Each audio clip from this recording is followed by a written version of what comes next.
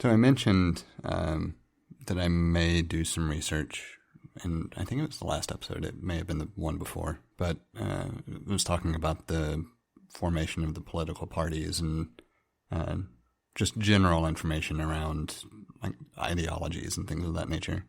And I did a little bit of research. I was just going to say you've been busy. It looks more impressive than with the effort that I put into it. I'd like to just point out this is more impressive than my, why the vice presidents are numbered the way they are. I think there's been one other episode where I had a lot of stuff in the notes and it ended up not actually being a part of the show, I think, that time. Well, I mean, just because it's a lot of notes doesn't mean it won't be quick. It's just a lot of notes. And so I just want to say I'm impressed. The first thing that I found interesting when I was going back and just looking up some general info, the first mention of the dangers of the political parties, or the way it was phrased at the time was political factions, were in the Federalist Papers written by Alexander Hamilton and James Madison. And what makes it even more interesting is that it's a result of the differences of the two that we have the political parties. And of it, what was it? I have notes here. Hold on. It doesn't actually give the time. I thought I copied in the year, but either way, the original parties were spearheaded by Hamilton on one side and then Madison and Jefferson on the other. Yeah, I knew. Yeah. I've heard the term Jeffersonian politics tends to be in opposition of Hamilton's. Right, and I put notes on kind of what they stood for, but I wasn't going to go into all that detail. I just copied the info in for reference, just because it was a fascinating little bit of information. Yeah, what I've understood between the biggest difference between the two is that Hamilton took a position of a stronger federal government, and Jefferson took a position of a stronger local government, typically at the county level. Yeah, based on going back and reviewing info, that's more or less what the divide was around. Just curious, which do you side with one or the other, or do you think where do you sit on that? I'm kind of split depending on the issue. There are a lot of things that I think are only capable of being driven from a stronger governmental position at the federal level. And then there are a lot of things that I feel would be better suited distributed at lower levels.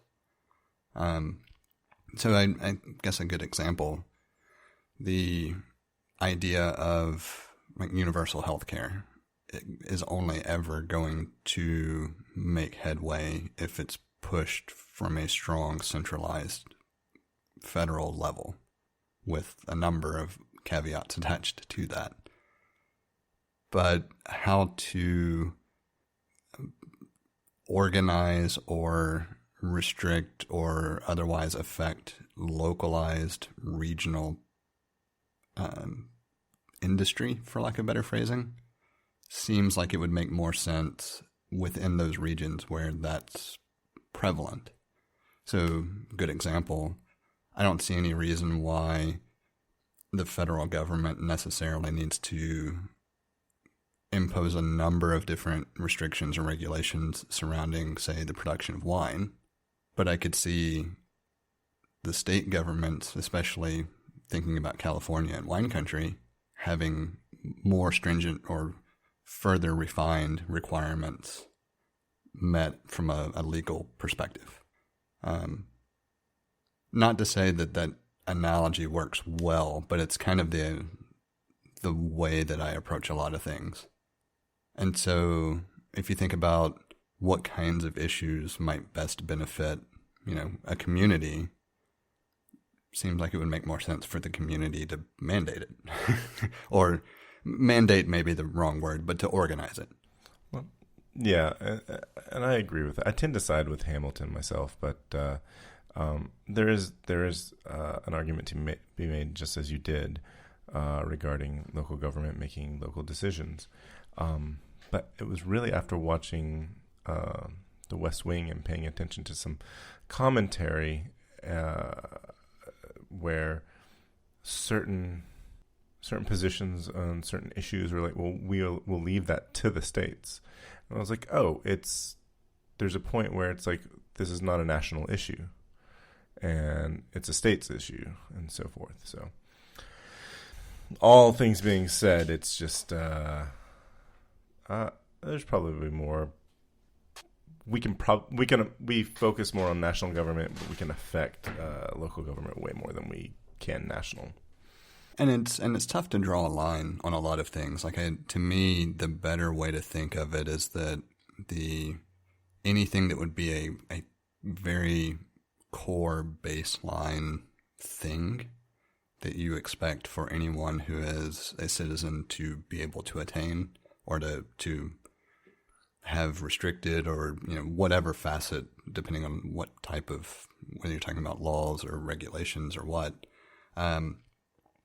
The minimum, or the baseline, should be driven by the federal government, and then if states want to take it further, they can.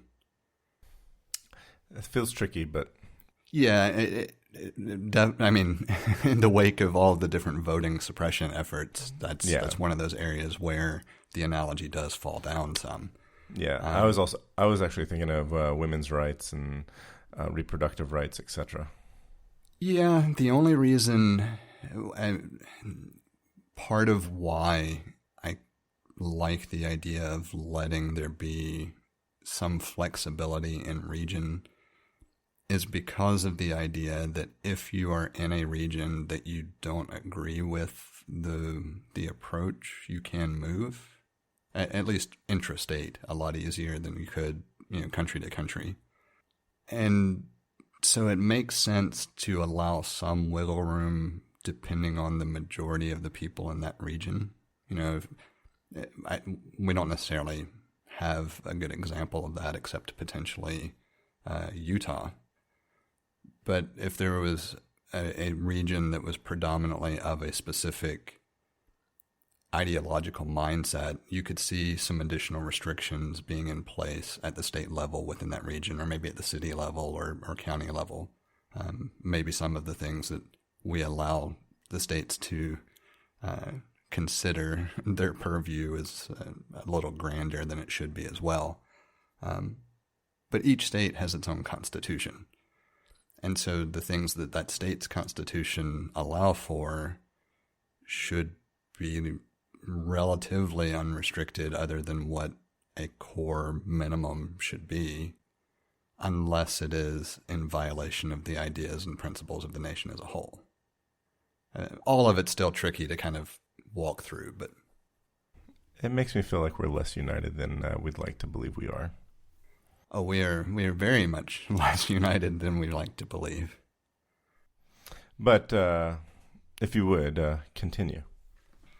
So the other part of what I kind of picked out, in general, there have been 6 definitive quote-unquote party systems over the course of U.S. history.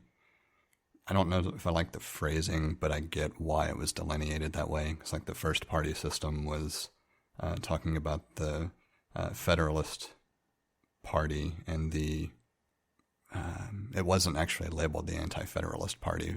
It was actually the Republican Party. And but anyway, the parties have morphed over time in what historians tend to categorize as 6 major systems. And there's debate about whether we've just entered a 7th system as a result of the Trump presidency. So I did add that note at the end, but I would expect that will eventually be confirmed. I was gonna say exactly the same thing. I think history will show us that it has. Time will tell. So in reading over the different systems, I picked 2 that I think kind of illustrate what I was trying to wrap my head around before about how the Republican Party isn't what it used to be as far as ideological perspectives.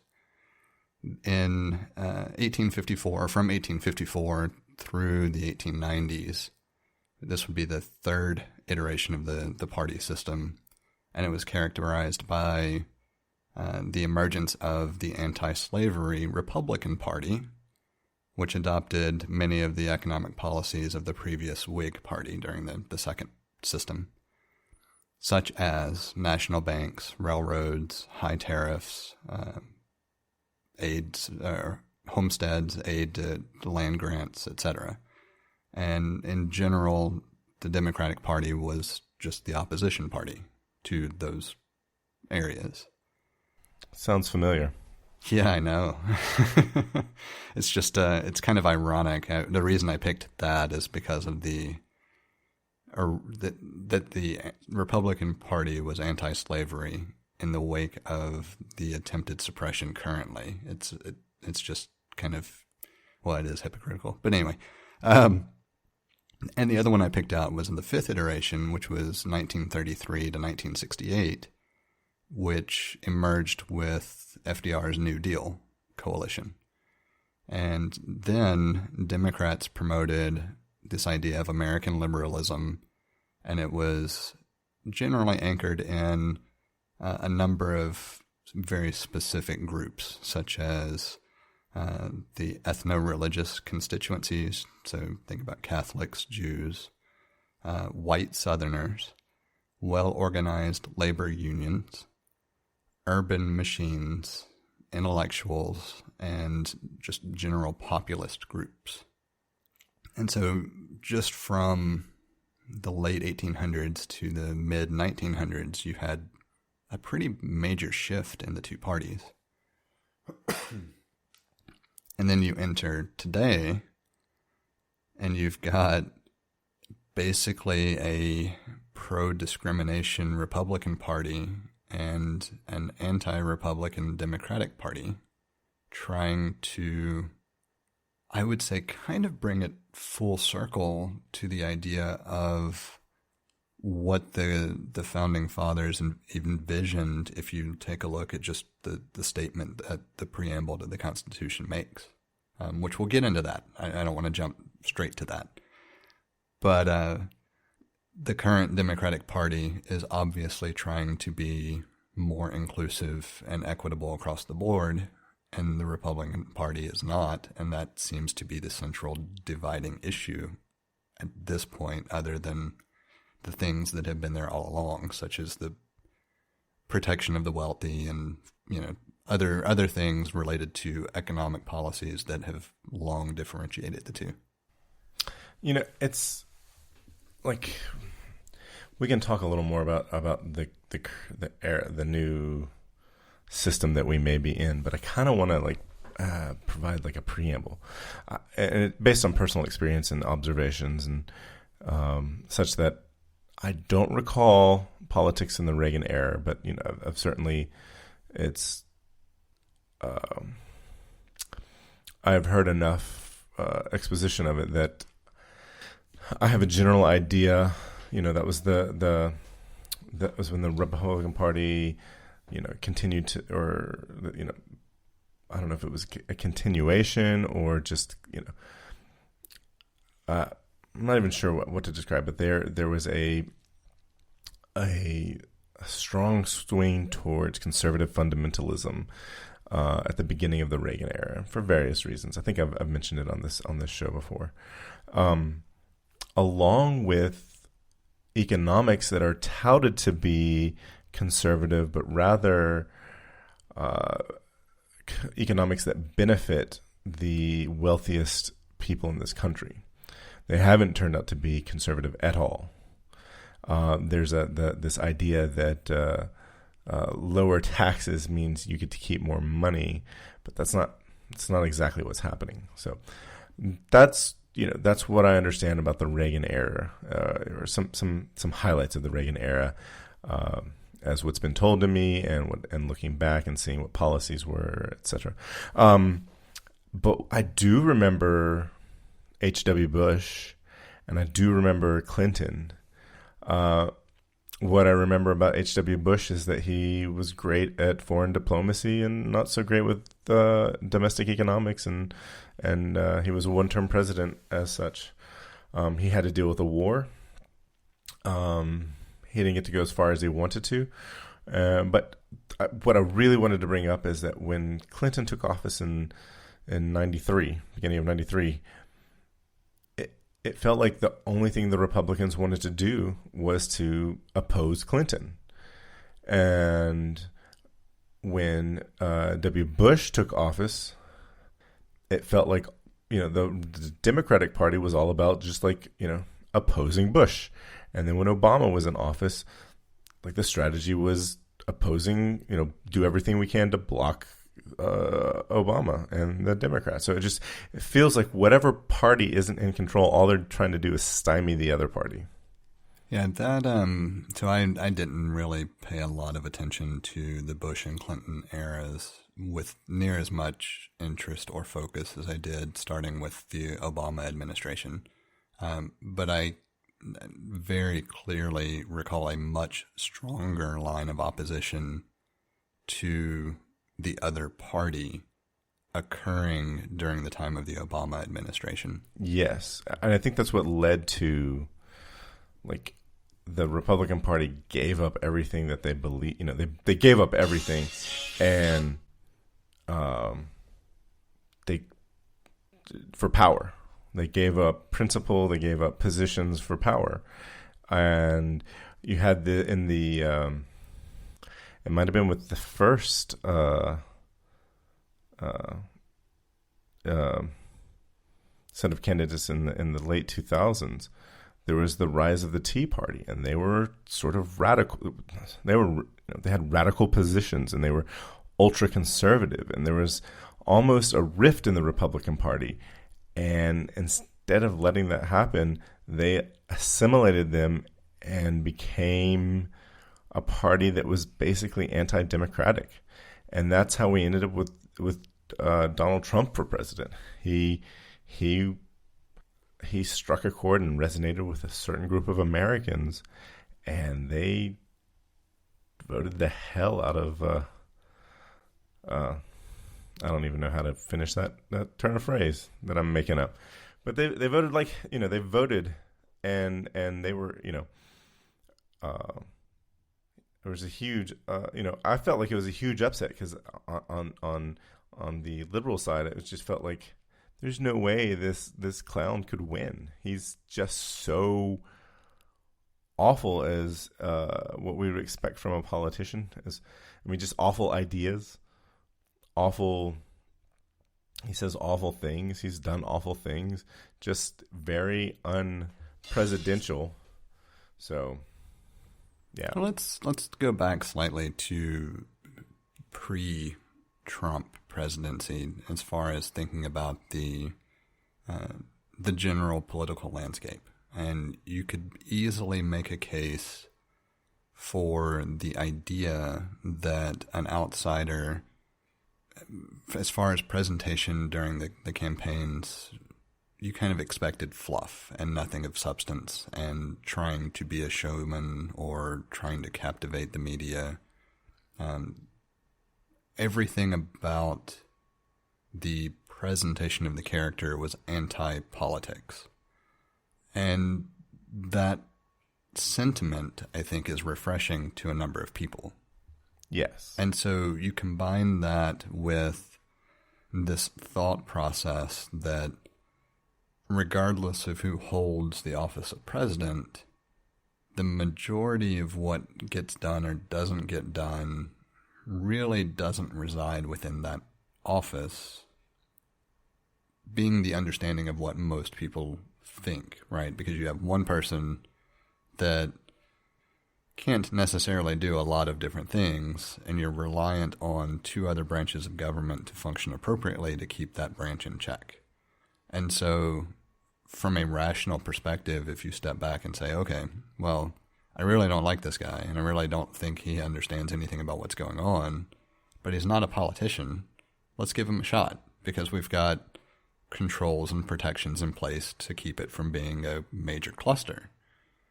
So I could see the rationale behind there being the appealing thought of a non-politician holding office. It just turned out to be an absolute nightmare because the rest of government also did not function the way it should, and is still currently mostly non-functional in a lot of ways because of his over-the-top presentation and captivation of people's thoughts, regardless of accuracy. And so, pre his election, you could see maybe the sense of, all right, well, yeah, all of this is show, and then he'll get in office and he'll be okay. And post his presidency, that's where it becomes mind-boggling, because you have the facts of what was done, you have the obvious repercussions across the board for different actions and inactions taken, and the way government has functioned, and yet you still have this group really continuing to pledge their allegiance to those ideas for no apparent real reason other than trying to continue to prey on that original mentality of let's get quote-unquote politics out of it, because too many people are pessimistic about the idea of what it means to be a politician. Yeah, getting politics out of it is, not the answer. That's not necessarily the problem. I get the sentiment, and the best that sentiment's ever been depicted for us was by Frank Capra in 1939. Mr. Smith Goes to Washington. Yeah, if we could get something like that, that would be great. But that's not what we got. That's not at all what we got. Well, and to be clear, the general person doesn't actually take the time to understand what it means to be a politician, right? The general person has this idea that politicians are crooked and corrupt no matter what, and so the more we can get rid of them, the better. Same reason the stereotype applies to lawyers. Sure. The reality of the situation is that in both cases, whether it's politics or law, there's a certain level of what can I get that is best for the group that I represent or the person or people I represent, but I know I'm not going to get what I want out of the absolute best for this person or this group. I've got to give something up as well. Otherwise, there's no way to make a deal. And that's the part that people look at as being corrupt. Now, that's not to say that corruption doesn't exist, because if we go down the rabbit hole of talking about lobbyist groups and some other stuff, there's plenty to talk about the failures of American politics. Yeah. Well, I was just thinking about how it's like, are you sure it's that they're representing us, or are they representing the lobby that pays them and gets them reelected? Yeah, there's definitely that component of it, which is part of why I can go back and look and say, yes, the idea of a non-politician does seem appealing at a fundamental level if I am not critical of or really looking into the landscape of what it means or the ramifications of what that may mean long term. If I'm a general person just looking at my options are Trump or Clinton. Clinton's a career politician. We know what types of things she's going to do. Trump is not a career politician. He's an unknown. Well, yeah, I can understand why a lot of people would be drawn to that, especially when you think about his background being crafted for the stage in a lot of different ways. Like one of his strong suits, unfortunately, is the captivation of the audience. And he preyed on that quite well to get elected. Granted, anyone who is rationally thinking or objective can look at it as a massive wrongdoing in collective American history. But unfortunately, a approximately half of the population doesn't view it that way. Yeah, it's a lot of. I have a lot of thoughts, and it would require delving into the surgical propaganda machine, or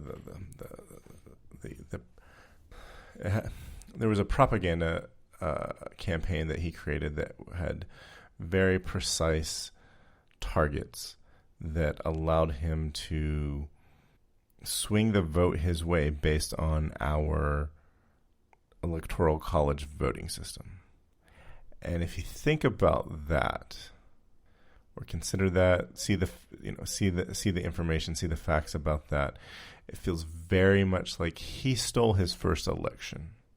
He didn't win the popular vote, but that's not what our current system allows for. That by itself was problematic, but in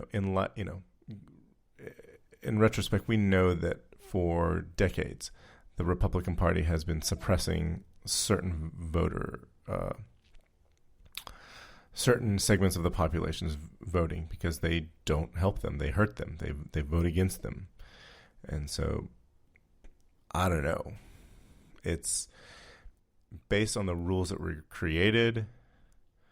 He didn't steal the election, but I don't know. Maybe I don't know. It's just there's a lot to unpack there, and think about it. So this was another point that I was going to bring up anyway, but think about it within a different context. So let's back up slightly. Thinking about the founding of the country and the power dynamics of the day, right? The founding fathers wanted to escape what traditionally had been a very, I don't necessarily want to say symbiotic relationship because it wasn't accurate, but definitely a very powerful relationship between the church and government in England specifically. Right. So you think about the government having control via monarchy and being able to mandate basically anything and everything desired by the monarch. And even though the church wasn't necessarily in control, the church could very definitely control things about rule. They lobbied. I would say they were more powerful than a lobbyist group, because there are certain things that the church could use in its favor that would not be as easily dismissed by government at the time. And so just thinking about it within the context of the church and the government were the power players of the day. Fast forward to kind of what you're describing. What are the power players of the day? It's the Republican Party and the spokesman for the Republican Party, basically. Yeah. And which of those allows greater pressure to be applied for conformancy in both scenarios? In the previous, the monarch would have been in the greater seat of power just because at the end of the day they could say, well, the church is no longer for whatever reason, right? There was a certain level of control that the monarchy would have that the church could not match.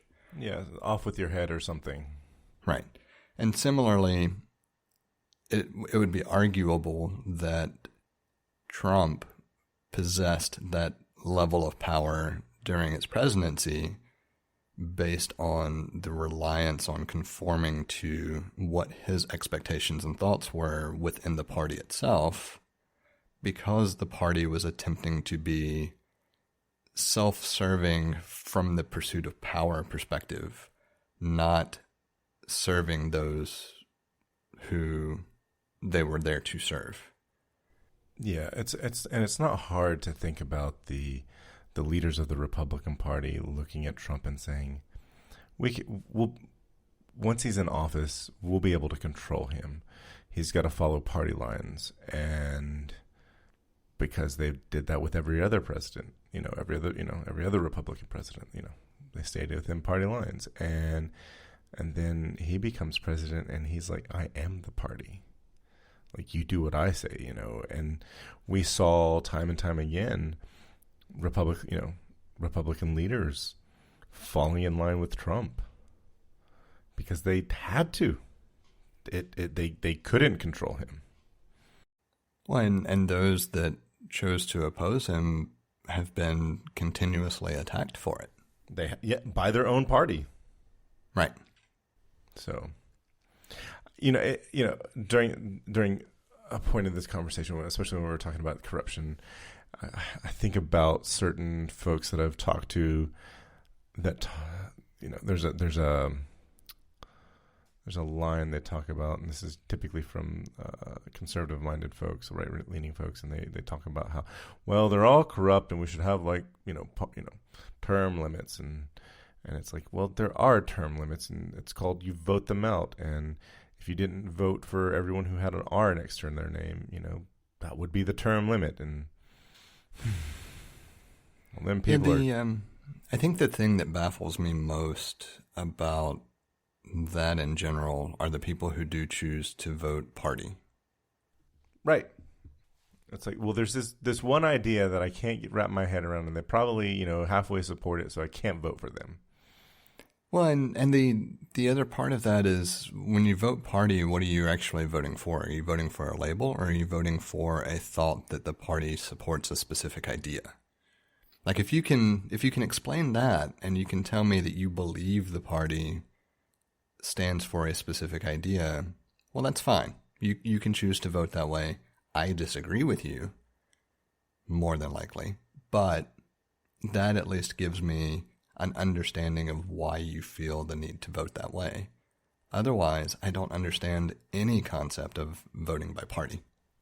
Well, I think the idea is that they think they're voting for the latter. They're voting for these particular ideals and positions, and when it turns out that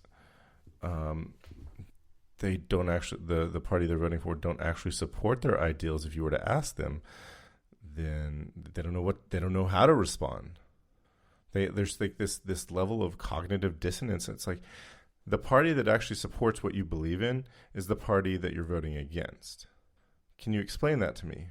And every single time it comes down to like this one issue, and they're like, I just in good conscience can't support someone who supports this issue. And I was like, well, you're voting against all of your other interests, and this one particular issue isn't something that's going to change anytime soon. And in my experience, overwhelmingly the majority of the time, that particular issue is a issue with policy that conflicts with their religious beliefs, is Yes. what I have found. Yes, me too.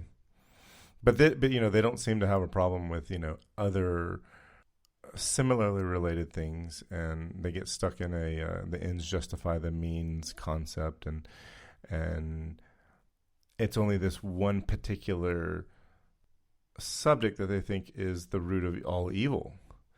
And there's this, I saw a thing, somebody said, it's like, why don't we quote this particular scripture? I'd have to look it up for you, but it talks about how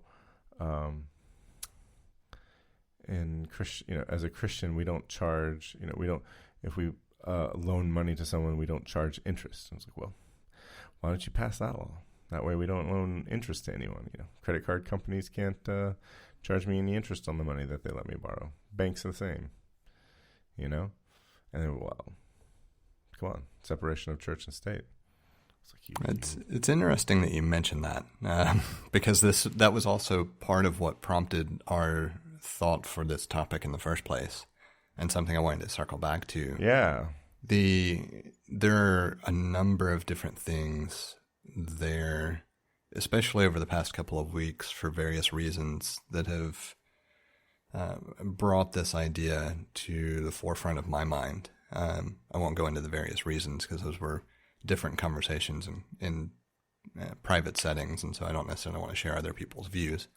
But the overwhelming issue is that the United States does not have any official religious affiliation at all, under any circumstances, regardless of what you may think. And the idea of separating church and state is specifically aimed at doing just that. And I've heard arguments that try to manipulate that a little bit, especially recently. So I want to be very explicitly clear. It is to keep the state out of the church and to keep the church out of the state. It is not a one-way street. It is to avoid the very fundamental ideas that led to such activities as religious persecution around the world and the Crusades and anything else you can think of that was done in the name of religious action. It keeps religious ideas and beliefs and theology out of the rational thought processes of running a government. And it keeps the government from being able to stop or restrict or otherwise mandate anything about the church's teachings, with a caveat, I guess, both ways. Because technically, if you're affiliated with a group that breaks the law as a part of your religious teachings, that's obviously going to be a problem, right? But in a nutshell, the whole concept is to keep the two entities separate. There is no place for one or the other in the general operation of each of them respectively. That's correct. That's a thing that I've discussed, I've talked about at length with folks I know. There are too many people who focus a bit on beliefs and I'm trying to refrain from using religion as a construct here because it encompasses beyond that. Like you can be a believer of a particular set of teachings without practicing the religious activities generally associated with those teachings. That I'm trying to at least allow for that distinction. But many people want to argue that because the Founding Fathers were predominantly of Protestant origin, that means everything was written through the lens of Protestant beliefs, and that's not accurate. Most things were written through the lens of deititical, I guess is how you would change the word, deititical beliefs, which is the belief in a higher power, but the trust in logic and reason and objectivity to manage government. Yeah, I've usually used the term deistic underpinnings somewhere along the lines of, thoughts of the day, etc. I'm saying that word too many times tonight. Yeah, and I've tried to explain it to some of the religious folks in my life that the whole, you can't say this country was not founded upon any religion. I love where one of the things I do love about Jefferson is he's like, oh, I don't like this part of the Bible. Let me just rip it out, and that's now no longer in the Bible. He was his own Council of Nicaea, and the idea that they're maybe confused with is that lots of people came to this country where there weren't any governments, or at least any European governments, for religious freedom. I think in the beginning, the only settlement that wasn't founded for religious freedom was I can't remember I guess it was the Dutch, but it was New Amsterdam, which was eventually, New York City. That was founded for commerce. But that was, most everywhere else was founded for religious freedom. And so that's true. And the idea of keeping the church and the state separated continues with that idea. You have religious freedoms. As long as you're not breaking some other laws that we have set, we won't make any laws against your religion. As long as they don't infringe upon the rights that we have said belong to all citizens, and we'll leave you alone. And you can't take your particular beliefs and create some sort of theocracy. That we're not going to allow you to do that, because we're anyone who has a religion, believe it, practice a religion freely. And so the idea that let's make this more of a Christian nation, it was like, well, if you do that, you're setting a precedent for one day when there aren't if some other religion were predominant in this country, then you're open to persecution from that religion.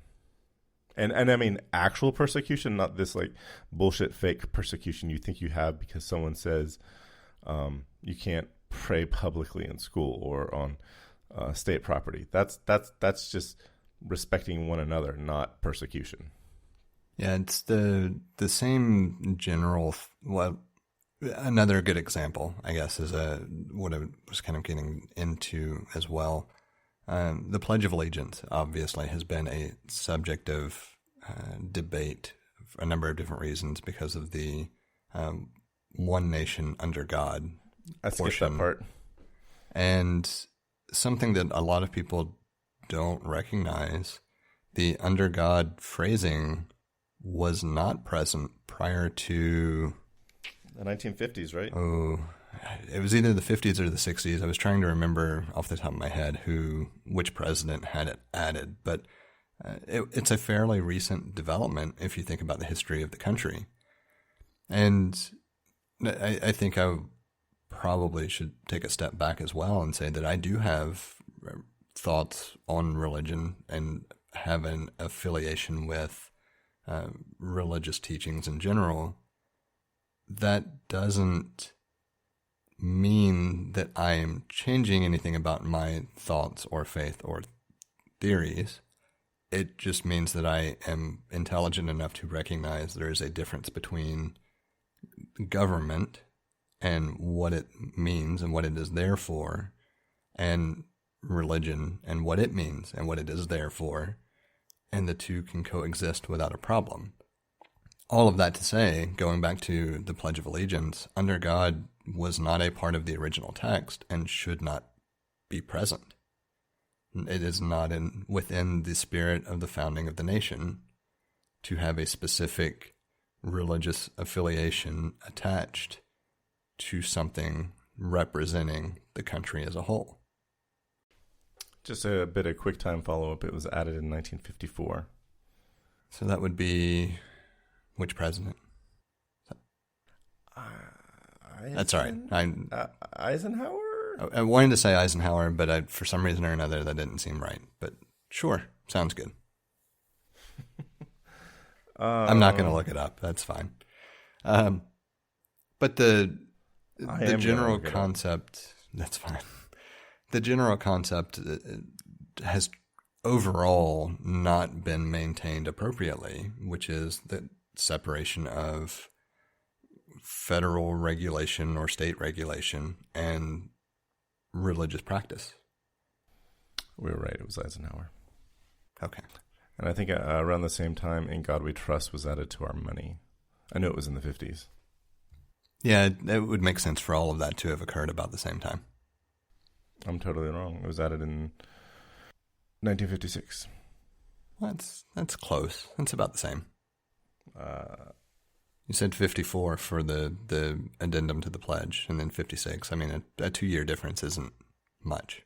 I read something about 1864, and that's when I was saying that it was way off. But then I found right after that 1956. It was added to the money.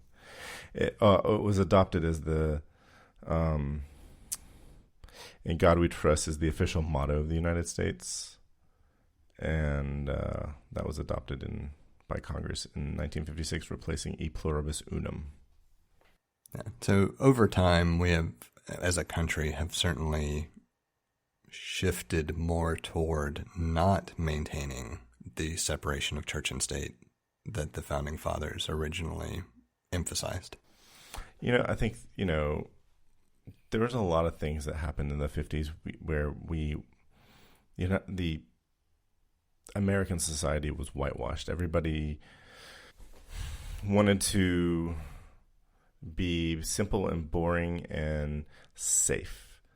The thing is that people wanted to feel safe. They wanted to do everything that brought safety because they just finished fighting a world war, a big world war. And so there's this huge shift in the culture that either if it seemed bad, we'll just pretend like it doesn't exist or make it go away. It was very much sweeping things under the rug. I don't know if I would, well, I agree. What I was going to say is I don't know if I would necessarily say whitewashing in that context, predominantly because I tend to use the term more during the, 70s, 80s, when we'll call it the re-education of America attempted to ignore the ramifications of treating people of color in a specific way. Yeah, I didn't quite mean it in the way that it's been used regarding race issues. I just meant it as a... Yeah, and that's why, that's the only reason I wanted to call out the term. Yeah. Yeah, I appreciate that. It kind of is... It's the same thing. It's just that during the 50s, it was more that term shifted to something of race and people of color. Right. And so originally it was more of a cleaning of or simplification of something, and that's not what it has come to mean currently. Right. And so calling it out was just a matter of... It's a good call. Yeah, and I mean, it's one of those things that I can certainly see us continuing this conversation through the decades to come as well. And so it's easy enough to lose sight of how we refer to different periods of history in a way that understands the context of what it means today. And so, cleaning up or simplifying history to make people feel better is one thing, also bad, but that's one thing. The whitewashing of or ignorance surrounding different things that have actually occurred and attempting to ignore them completely or refocus energies on other aspects of a time frame is something else, also bad, actually much worse, and definitely something to be cognizant of in the future. I feel like I've rambled an awful lot for what should have been a fairly concise summary of the theory behind the founding of the country, because we haven't even talked about that yet. No, we decided to take this and turn it into a topic. Well, in fairness, it is tied to the topic. I know. I kind of feel like that's a natural stopping point. I do too. We have a number of different ways set up for you to get in touch with us to provide feedback, ask questions, or just comment in about something we've discussed. You can hit us up on Twitter or Instagram at untitled_hosts, or shoot an email over to untitled.hosts@gmail.com. Or get in touch directly with Jesse at jthart.com, or get in touch with me, John, via telepathy. If you would like to support our work or are interested in listening to our new after show feed, head over to patreon.com/theUntitledPodcast and take a look at the options we have set up. Thank you for listening. We hope you've enjoyed the show. And we hope to connect with more of you as we continue this journey. That's a wrap.